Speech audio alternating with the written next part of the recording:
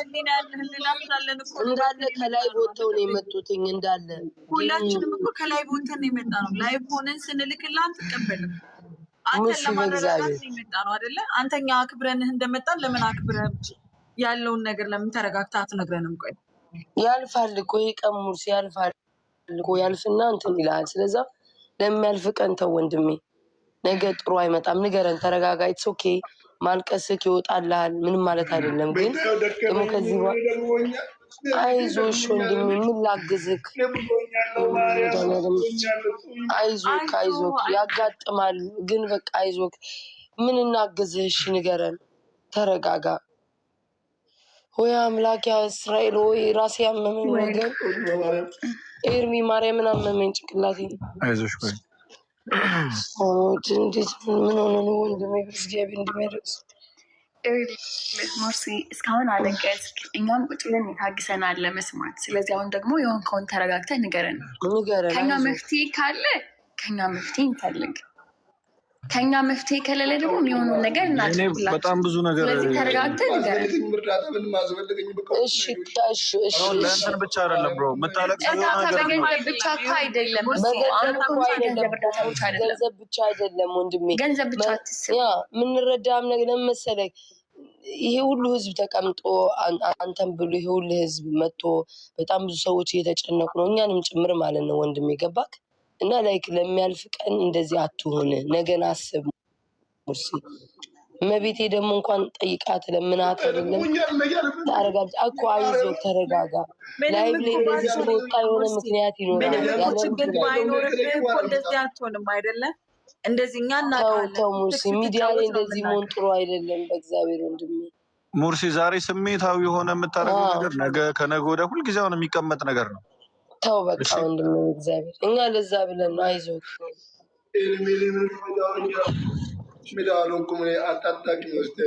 የቤተሰብ ጉዳይ ነው። የቤተሰብ ጉዳይ ነው ሙርሲ።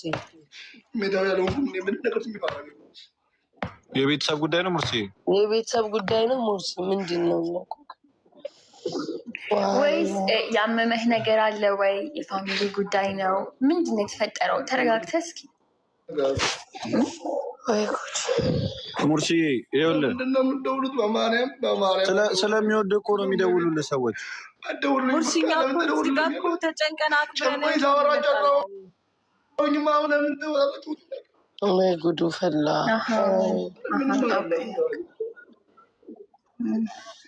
ወይኔ እናቴ። አሁን የጨነቀህን ነገር ደግሞ እኛም ጓደኞች ነን፣ ሶሻል ሚዲያ እስካለ ድረስ እዚህ ተመልካቹም እንደ ፋሚሊ ነው። ገባ? ስለዚህ ከሰው ልጅ መፍትሄ ሊኖር ይችላል ከእግዚአብሔር በታች። አሁን የሆንከውን ተረጋግተህ ለእኛ ንገረን። የብሩን እርዳታ ተወሱ ቀጣይ ነው። ከዛ ውጭ ግን ሌላ የሚያስፈልግ ነገር ካለ ተናገር ሙርሲ፣ ችግር የለውም። በውስጥ ይዘህ ምንም መፍትሄ ልታገኝለት አትችልም። አንድ ጊዜ በቃ አልቅሰሃል ሙርሲ፣ ወጥተሃል፣ ሰው አይተዋል፣ አለቀ። ከዚህ በኋላ አልፈልግም ብትልም ፈልጋለሁ ብትልም በቃ ህዝብ ፊት ነው ያለው። ስሜትን አንጸባርቃል። ስሜትን እስከአንጸባረክ ድረስ አንተ ኦልሬዲ ሚዲያ ላይ የወጣህ ሰው እስከሆንክ ድረስ ማለት ነው እንደ ኃላፊነትም ነው ያለብን ብራዘር። ስለዚህ ረጋ በልና እንደዚህ ነው ብለህ በጣም በበሰለ እንትን ለማውራት ሞክር። ለምን መፍትሄ እንዲኖረው ያንተ እዚህ ጋር ማልቀስ፣ ያንተ ሚዲያ ላይ መውጣት መፍትሄ እንዲኖረው ችግርህ መታወቅ አለበት፣ ህዝብ ማወቅ አለበት። ምንም አልፈልግም። የተበላሸ ምናምን ነገር አለ ሙርሲ? ሰው ጋር የተነካካሁ ነገር አለ? እስኪ ንገረን። ጸብ ምናምን የለም? ምንም ያንኩት ነገር የለም። በእውነት ምንም ሳትሆን ነው የምታለቅሰው? ግራ እያገባህ ነው እኮ ነው። በእናትህ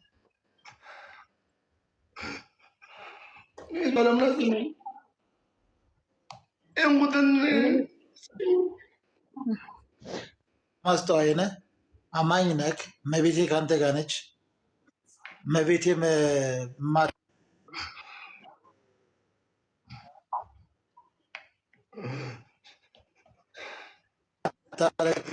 ነገር የለም።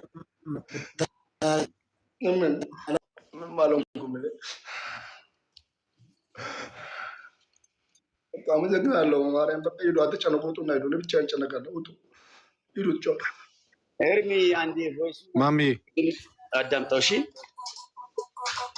ቶሎ በል መልዕክቱን ስማው። ሰምቼዋለሁ ማሚዬ። ቆይ ተረጋግተን መጀመሪያ የሆነ ነገር ካለ እንጠይቀውና ከዛ በኋላ ይደርሳል። እሺ መጀመሪያ ግን ችግሩን እንጠይቀዋል።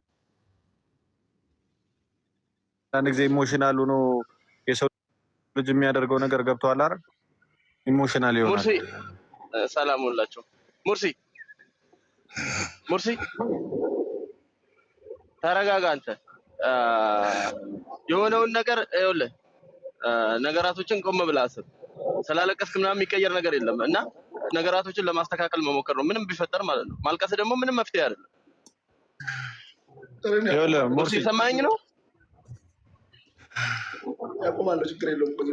አዎ ተረጋጋ፣ አሁን ተረጋጋ። ተነስ፣ ውሃ ጠጣ። ማቆምህን የሚፈልግ የለም እዚህ ሙርሲ። ይኸውልህ የሚወድ ሰው ስላለ የሚያከብር ሰው ስላለ ህዝብም እዚህ ጋር ተሰብስቦ የሚያየህ አቁምልን ብሎ አይደለም። አንተ አለቀስክ ብሎ ነው ይሄ ሁሉ ሰው ተሰብስቦ እያየሃል። ገብቶሃል አይደል? ከዛ በኋላ የሚጠብቀው ኤርሚ ይረጋጋ። መጀመሪያ ተውና ይረጋጋ። በቃ ተረጋጋ።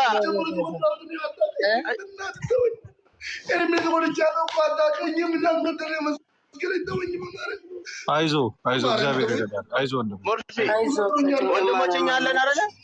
ሰማኝ። ወንድሞች እኛ አለን፣ እህቶች አሉ። እነሱ ወንድም የለኝም በቤት አልሰማኝም ብላለች። በቤት አልሰማኝም ካለች ማንም የለኝም። ትሰማሃለች። እሱ አይደለም። አሁን ተረጋጋ። እሺ ውሃ ጠጣለች።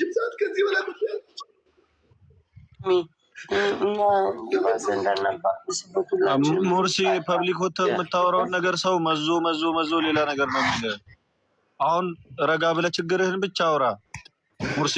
ሰውም እንዲረዳ አንድ ሰው በተቸገርክበት ነገር በጎደለ ነገር እንዲሞላለህ ችግርህን ብቻ አውራ።